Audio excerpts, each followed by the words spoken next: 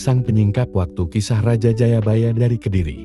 Bab 1. Anak dari Lereng Wilis. Di lereng Gunung Wilis yang berkabut, pada suatu malam yang senyap dalam abad ke-12, lahirlah seorang anak lelaki yang kelak akan mengguncang waktu. Ia bukan lahir di istana, melainkan di tengah ladang yang berselimut embun. Anak itu dinamai Jayabaya. Ibunya, seorang pertapa perempuan bijak dari desa Mamenang, berkata bahwa anak ini membawa tanda-tanda langit sejak dalam kandungan ia. Bermimpi bertemu dewa-dewa dan melihat bayang-bayang masa depan menari di langit malam. Jayabaya kecil tumbuh dalam keheningan yang penuh tanya. Sejak usia 7 tahun, ia gemar menyendiri di tepi sungai Brantas. Berbicara kepada arus seolah ia sedang berdialog dengan sesuatu yang tak terlihat. Ia tak seperti anak-anak lainnya. Ia hafal mantra-mantra tua, memahami pergerakan bintang, dan pernah berkata kepada gurunya, suatu hari kelak, tanah ini akan dijajah orang asing berkulit pucat yang datang dari arah utara. Bab 2. Perjalanan menuju tahta. Tatkala Jayabaya menginjak usia 25 tahun, negeri Panjalu yang kelak dikenal sebagai Kediri sedang dalam kekacauan. Raja sebelumnya wafat tanpa pewaris yang kuat, dan banyak bangsawan saling berebut kuasa.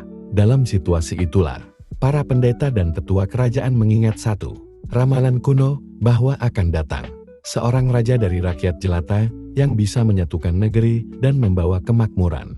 Jayabaya, yang telah dikenal sebagai seorang pertapa dan penafsir mimpi di antara rakyat, dipanggil ke istana. Melalui serangkaian ujian spiritual, ia membuktikan kebijaksanaan dan penglihatannya atas masa depan. Maka, dinobatkanlah ia sebagai Raja Kediri, dengan upacara agung di Candi Gura, pada tahun yang ditulis dalam aksara Jawa kuno sebagai Windu Brahmana. Kinukup Aje. Bab 3. Pemerintahan emas. Sebagai raja, Jayabaya memerintah bukan dengan pedang, melainkan dengan pena dan budi. Ia membangun sistem hukum berdasarkan kebijaksanaan para leluhur, dan memperkuat lumbung pangan serta irigasi. Di bawah kepemimpinannya, Kediri menjadi pusat perdagangan dan kebudayaan. Kitab sastra Jawa, seperti Bharatayuda dan Gatot Kaca Seraya, mendapat dukungan penuh darinya. Namun, warisan terbesar Jayabaya bukan pada candi atau prasasti, melainkan pada penglihatannya tentang masa depan. Ia menulis ramalan dalam bahasa Kawi dan Jawa halus yang kelak dikenal sebagai Jangka Jayabaya. Dalam ramalan itu, ia menyebut datangnya masa kegelapan, penjajahan, dan kebangkitan tanah Jawa setelah dipimpin oleh Ratu Aidin dari keturunan Nusantara. Ia berkata, orang berkulit putih akan datang dari arah utara, menguasai lautan dan daratan. Tapi setelah itu, akan datang zaman kala subah masa keemasan kembali, dipimpin oleh Satria Piningit. Ramalan ini menanam harapan dan kepercayaan di hati rakyat selama berabad-abad, bahkan saat zaman kolonial menghimpit tanah Jawa. Bab 4. Menyatu dengan waktu. Menjelang usia 60, Jayabaya semakin jarang muncul di istana. Ia kembali ke hutan, menyepi di lereng Wilis seperti masa mudanya. Ia percaya bahwa waktunya hampir selesai, dan seperti para raja suci zaman dahulu, ia tak ingin wafat di ranjang emas, tapi menyatu dengan alam. Pada suatu malam, ia berkata kepada pengikutnya, aku tak mati, aku hanya menyeberang waktu. Kelak, saat Jawa gelap dan menangis, bisikku akan didengar kembali. Pagi itu, tubuh Jayabaya ditemukan duduk bersila di goa kecil. Senyumnya tenang, langit tampak redup, namun harum bunga mewangi di udara. Bab 5. Warisan abadi. Meski Jayabaya telah tiada, suaranya tetap hidup. Ramalannya disalin dalam kitab-kitab keramat, dibaca oleh para petani, prajurit, bahkan pejuang kemerdekaan di masa depan. Ia bukan hanya raja, tapi nabi bagi tanah Jawa. Raja Jayabaya bukan sekadar pemimpin dari abad ke-12, melainkan suara lintas zaman penyingkap kabut waktu yang mewariskan harapan dalam kalimat penuh teka-teki yang terus menggema dalam hati bangsa ini. Bab 6. Perjalanan mistis ke alam gaib. Pada usia 21 tahun, sebelum tahta menyentuh kepalanya, Jayabaya melakukan laku tapa brata selama 102 hari di sebuah hutan wingit di sisi timur Gunung Kelut. Di sana, ia tidak makan apapun selain air embun dan daun randu muda. Dalam keheningan malam yang hanya diiringi suara burung hantu dan desir angin, ia memanggil roh-roh penjaga tanah Jawa untuk menuntunnya melihat lebih jauh ke balik tirai dunia. Malam ke-49, langit menjadi ungu, Di hadapannya muncul sosok berjubah cahaya makhluk gaib yang menyebut dirinya sebagai Sang Hyang Taya, perwujudan kehampaan dan kebenaran.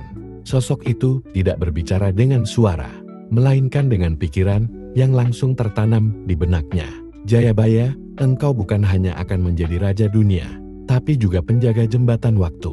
Masa lalu, masa kini, dan masa depan adalah satu tubuh. Kau harus berjalan di ketiganya, demi tanah yang kau cintai. Jayabaya lalu dibawa dalam penglihatan lintas zaman.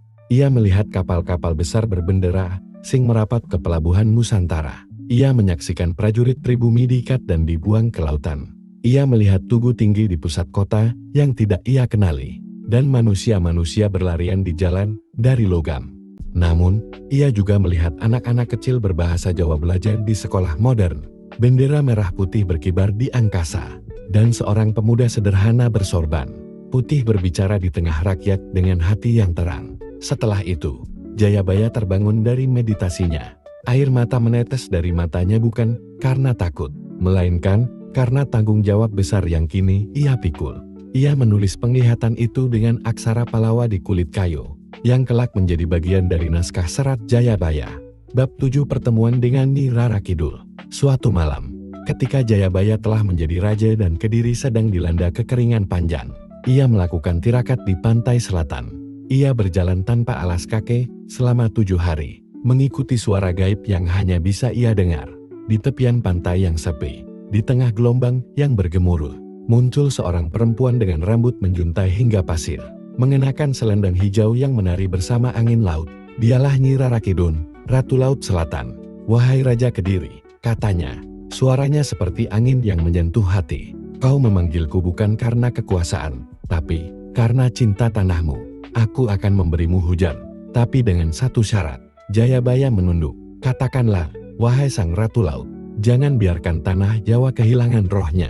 Jangan biarkan rakyatmu lupa pada sawah, sungai, dan leluhur. Jayabaya bersumpah, dan keesokan harinya, langit Kediri mencurahkan hujan pertama setelah 7 bulan.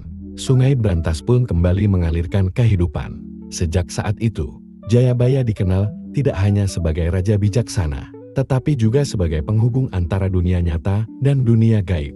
Ia menjadi sahabat para dewa, perantara manusia dan alam, pemelihara harmoni Nusantara. Bab 8 Wasiat Terakhir. Menjelang akhir hayatnya, Jayabaya mengumpulkan para cantrik, pendeta, dan abdi dalam ruang pusaka istana. Dengan suara lembut, namun penuh daya, ia membacakan bagian terakhir dari ramalannya. Akan datang zaman edan, wong waras ora bakal kepenak, wong jujur disingkiri, nanging ojo lali, sawis pateng ana padahan, samis cilaka ana rahayu. Akan datang masa gila, orang waras tidak akan nyaman, orang jujur disingkirkan. Namun jangan lupa, setelah gelap ada terang, setelah petaka ada keselamatan.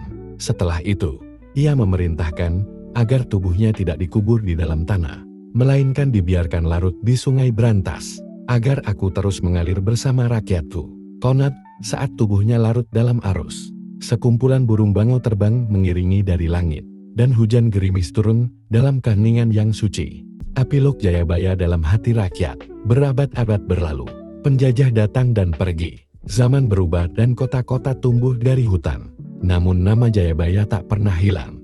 Ramalannya menjadi cahaya di masa gelap, menjadi kekuatan bagi mereka yang tertindas. Ia adalah Raja Kediri yang memimpin dengan batin, yang menulis nasib dengan cahaya langit, yang tubuhnya telah tiada, tapi suaranya masih menggema di hati anak-anak Jawas sampai hari ini. Dan bila suatu hari kau berjalan di tepi Brantas saat fajar, dan kau mendengar bisikan angin membawa nama Jayabaya, ketahuilah, Sang Penyingkap Waktu sedang menjagamu.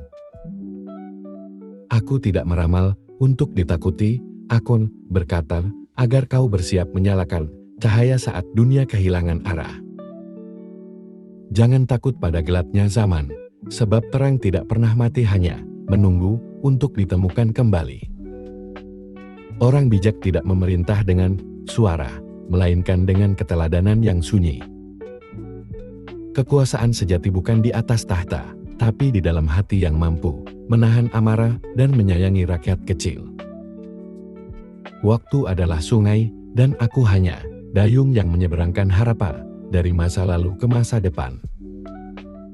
Aku pergi, tapi bukan untuk hilang, aku hanya menyatu dengan waktu, menunggumu menemukan cahaya dalam dirimu sendiri. Orang yang jujur akan dicemooh di zaman gila, tapi mereka itulah cahaya di tengah pekatnya malam. Jika dunia menjadi edan, tetaplah waras walau kau sendiri, sebab yang sendirian bukan berarti kalah. Satria sejati tidak lahir dari kemarahan, tetapi dari pengasingan, ujian, dan cinta yang sabar. Tamah Jawa akan berkali-kali patah, namun selalu tumbuh lagi dari akar-akar kesetiaan.